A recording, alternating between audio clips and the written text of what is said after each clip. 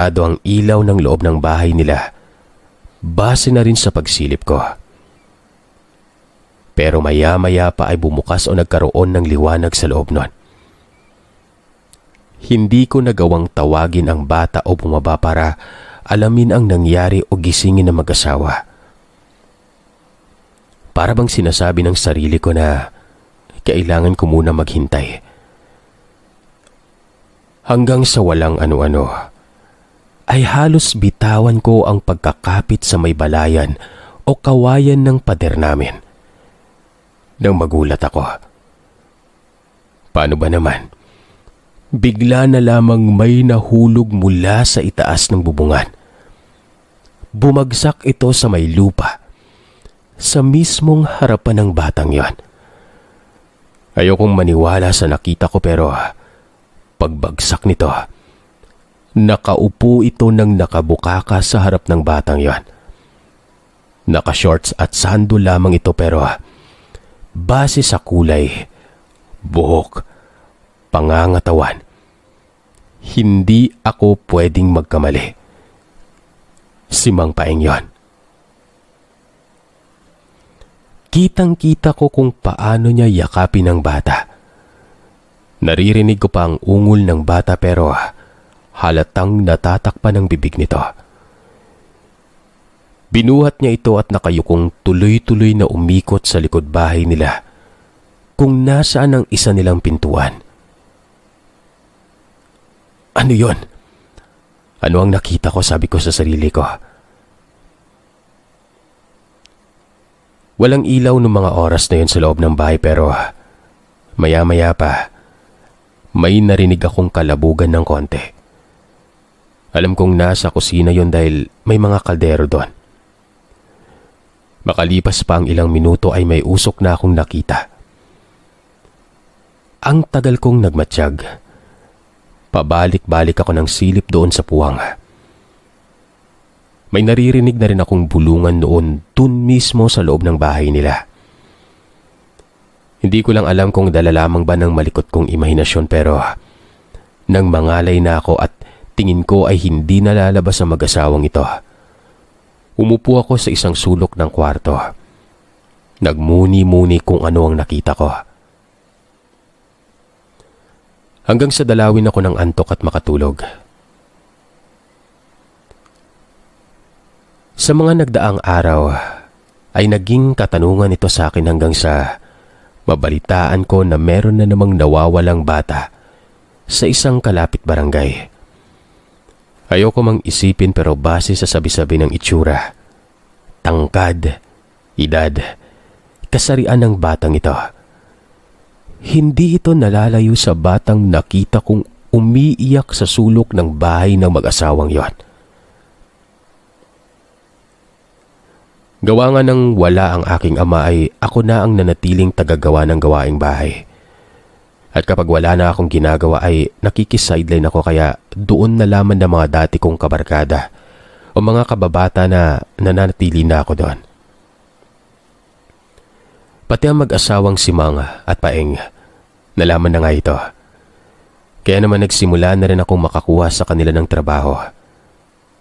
Kagaya ng pagdadamo ulit sa likod bahay, pagpuputol ng mga sanga ng punong kahoy, paglilinis ng bakuran at pagsusunog. Maski ang pagbibilad ng palay at pagtulong kung minsan kay Mang Paeng sa pag-aangkat ng mga karne sa merkado, ginagawa ko. Walang pinagbago ang mag-asawa sa akin. Parang walang sekreto.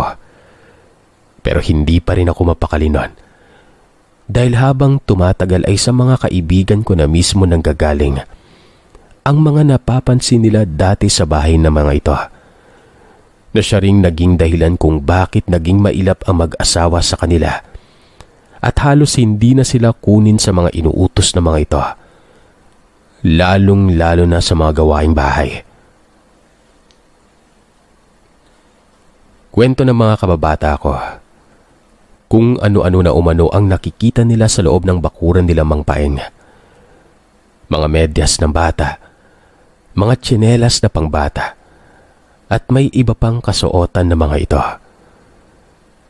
Ang mali lamang umano nila ay tinatanong nila ang mag-asawa patungkol doon. At pagkatapos nun ay halos hindi na sila pansinin o hindi na sila kinukuha pang mag-sideline sa pamilya. Kaya kabilin-bilinan ng mga kaibigan ko. Kung ano man ang makita ko dun sa loob, at ayaw kong maging limitado ang pag-iimbestiga ko sa mag-asawang ito. Manahimik na lamang umano ako. Alam mo yung pwede mo talagang paghinalaan ng mag-asawa na ito pero kahit na anong ebidensya ay makikita mo, hindi mo talaga maisuplong dahil sa alam mong hindi sapat ang ebidensya na yon.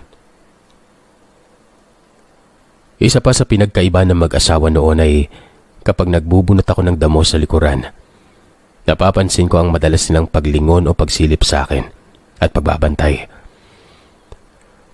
Tapos paminsan-minsan ay magtatanong ang kahit sino sa kanila kung may napulot o napapansin akong kakaiba.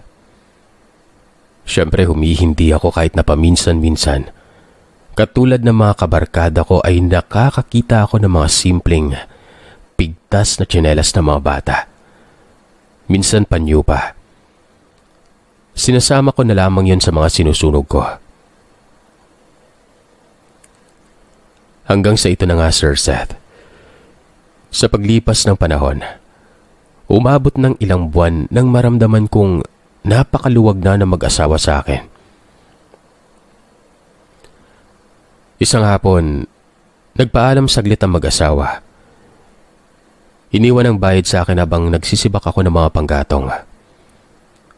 Ang paalam nila, may sasadyain lamang umano sila sa ibang barangay. Parang nagmamadali talaga sila noong panahon na yon. May mga dala-dala silang kakaiba. Sako, banig, may lupa pa na parang nasa plastik ng abono. Tapos mga tela at mga ekstrang damit. Tinulungan ko pa sila bago sila umalis nun. Ibinili nila sa akin na isarado o ikandado na lamang ang gate bago ako umalis nun pagtapos na. Umuon na lamang ako. Nilak nilang pintuan ng bahay. Lahat ng pinto nakakandado. Tinapos ko lamang ang pagsibak. Tapos ay inayos na maigi ito sa may gilid ng pinto sa likod. Habang isinusuksok ko yung itak at palakol sa may dati kong sinusuksok sa lumang kusina nila, napansin ko na yung bintana pala nila doon. May malaking bukasan na hinaharangan lamang ng tarapal. Pwedeng tanggalin ang tali at kasyang-kasya ako. Kating-kati ako. Hindi mapakali na gawin ang iniisip ko. Makalipas lamang ang ilang sandali. Naroroon na ako, Sir Seth, sa loob. Niluma na ang kusina na ito.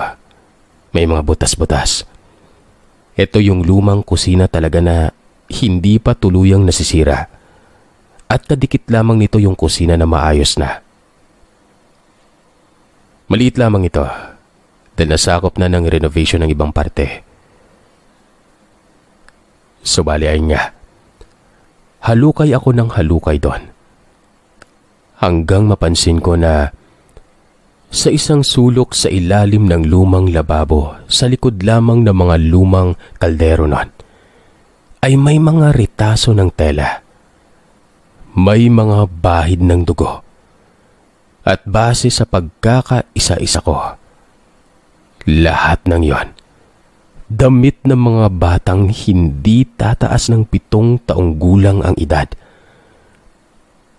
Nanginig ako sa nakita ko.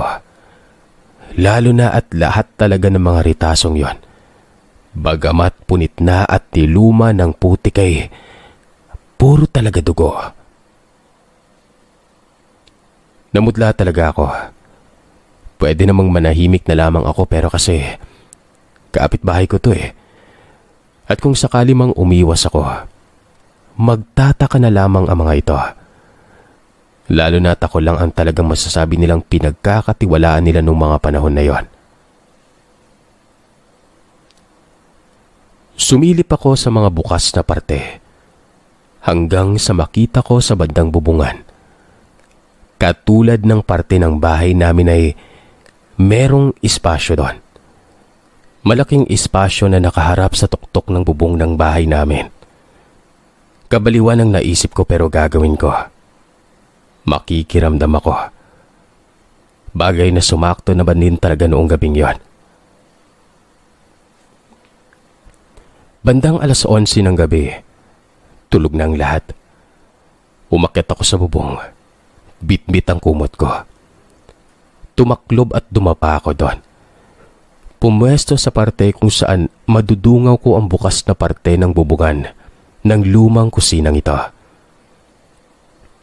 Nagmukha akong magnanakaw sa sarili naming tahanan. Hindi ako gumalaw. Malinaw na malinaw, Sir Seth, na talagang kitang-kita mo yung loob ng parte na yon. Siguro ay hindi pa talaga